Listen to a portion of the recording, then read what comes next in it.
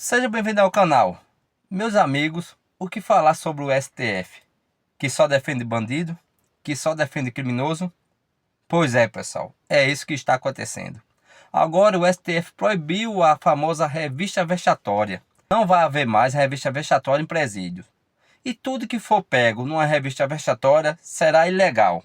Ou seja, o errado será o policial. Mais uma vez, o STF favorecendo a bandidos, a criminalidade. Não é à toa que houve aí essa trégua entre o Comando Vermelho e o PCC. Ou seja, pessoal, eles estavam esperando essa decisão e deu certo. O STF acatou o que o Comando Vermelho queria e que o PCC queria, que era o fim da revista vexatória. Ou seja, é o crime organizado vencendo nesse país. E a gente fica de mãos atadas, pessoal. Não tem muito o que fazer, porque a nossa instância máxima de justiça, o que ela está fazendo? Está favorecendo os bandidos. Mas também não é de se estranhar.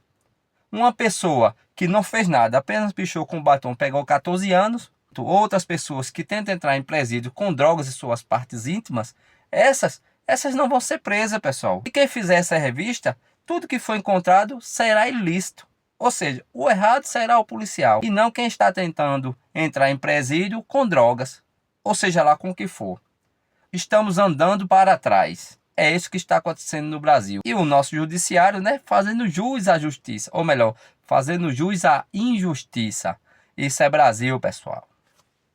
O Supremo Tribunal Federal decidiu agora há pouco pelo fim da revista íntima vexatória em presídios. Os 11 ministros deram um voto em consenso e estabeleceram regras para garantir a segurança durante visitas em presídios. As provas obtidas nas revistas íntimas passam a ser ilícitas a partir de agora. Os estados e municípios terão 24 meses para comprar e instalar equipamentos como raio-x, detectores de metais e scanners, para substituir esse procedimento da revista íntima vexatória. Caso o presídio não tenha os equipamentos, os policiais penais poderão negar a visita se houver indícios de que a pessoa porta objetos ilícitos e, se negar, a passar pela revista. Ou o visitante poderá consentir com a revista íntima, que deverá ser feita por um profissional da saúde. Você está vendo agora imagens ao vivo lá do Supremo Tribunal Federal. Eles já não estão mais tratando desse assunto, porque esse assunto já foi, então, sentenciado, Vamos chamar aqui, Yuri Pita, volta para cá, mas a gente vai falando e vai ilustrando com imagens ao vivo lá do Supremo Tribunal Federal. Exato. Ô Débora, e a respeito, a gente já vai trazer o Theo Cury aqui também, eu estou só querendo localizar aqui, porque na hora da abertura desta sessão do Supremo Tribunal Federal, na imagem a gente estava vendo o ministro Dias Toffoli, estamos vendo ali ao vivo, fazendo uma discussão de uma outra pauta do plenário aqui. Mas a Isabela Cavalcante, nossa setorista de judiciário, nos contando aqui que o presidente do STF, o ministro Luiz Roberto Barroso, fez uma introdução na abertura da sessão dizendo que houve uma decisão sobre esta matéria que congrega ali tudo que os membros do STF avaliavam a esse respeito. Era um debate que já vinha ocorrendo há algumas sessões ali de discussões do plenário, por hora interrompido, retomado, etc.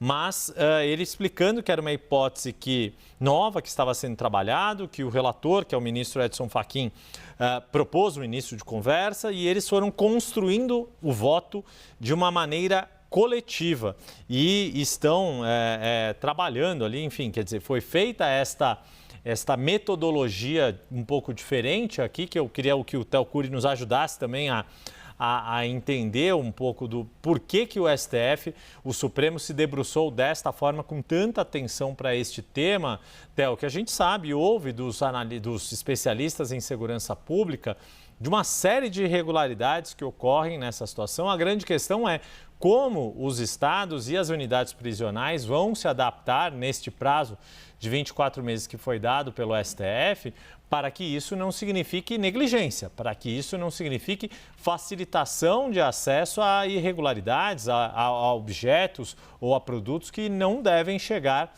dentro das células e que muitas vezes acabavam chegando pelos meios mais inimagináveis possíveis, mas que isso não significa que, porque alguns adotam práticas ilícitas, todas as mulheres que vão fazer visitas aos filhos, né? Mães que visitam filhos, mulheres que visitam maridos, filhas que visitam pais, sejam elas quem forem, a relação que tem com aquela pessoa que está cumprindo pena no sistema prisional, o fato dela estar ligada a alguém que cometeu um crime e está no presídio, não significa que esta pessoa, seja uma criminosa e não deve ser tratada como uma criminosa, Théo.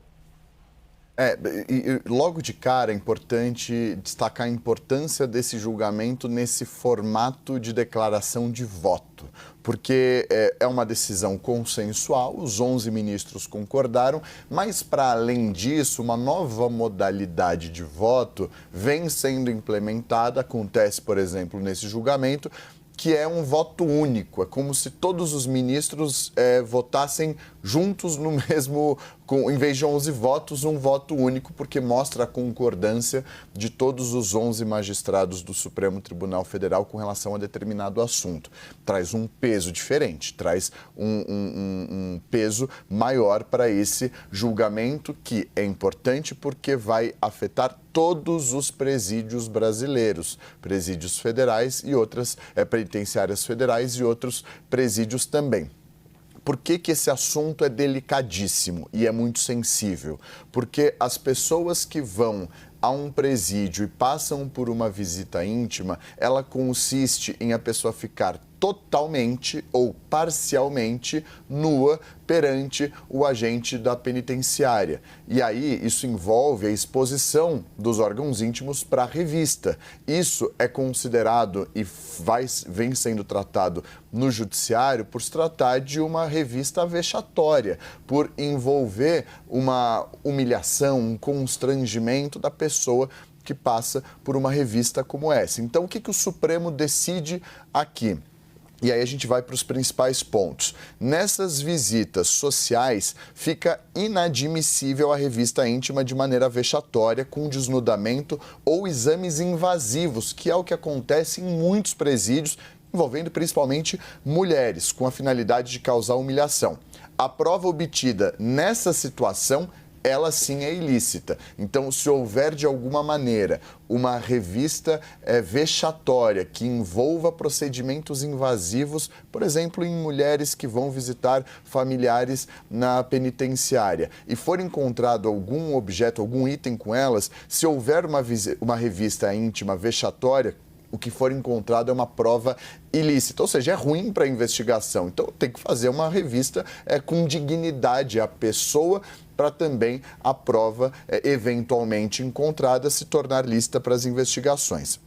Outro ponto, presídio pode impedir a visita diante do indício robusto de que houve um item oculto como produtos ilegais e drogas. Ponto importante, 24 meses a partir de hoje para aquisição, para compra e instalação de raio-x, pórtico, detector de metais e scanners. Os estados devem garantir a aquisição e alocação dos scanners com total prioridade. E aí, uma ressalva. Na impossibilidade do scanner, raio-x e detector, a revista íntima deve ser feita apenas com a concordância do visitante.